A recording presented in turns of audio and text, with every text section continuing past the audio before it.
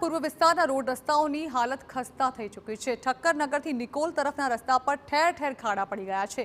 સિઝનની શરૂઆતે જ રસ્તાઓ પર મસમોટા ખાડા પડ્યા છે। ડાન્સિંગ રોડ પર પટકાતા વાહનોને મોટા પાયે નુકસાન થઈ રહ્યું છે। અહીં એમ્બ્યુલન્સ સહિતના વાહનો ફસાતા ટ્રાફિક જામ પણ સર્જાય છે।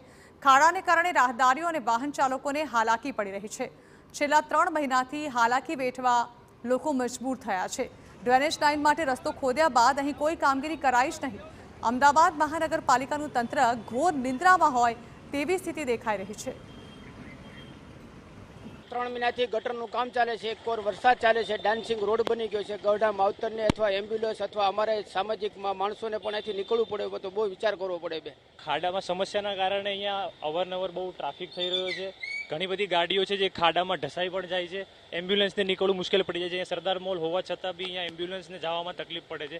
એટલે જ્યાં સુધી બને એટલું નિવારણ આવે તો વધારે સારું, કેમ કે આ રોડ એક મેઇન રોડ છે। જ્યાં સુધી આની સમસ્યા નહીં આવે ત્યાં સુધી મતલબ ગાડીને પ્રોબ્લેમ ને ઘણી બધી વસ્તુઓ છે। તમે બી જોઈ રહ્યા છો કે અત્યારે ગાડી નીકળવામાં બી ઘણી બધી પ્રોબ્લેમ પડે છે।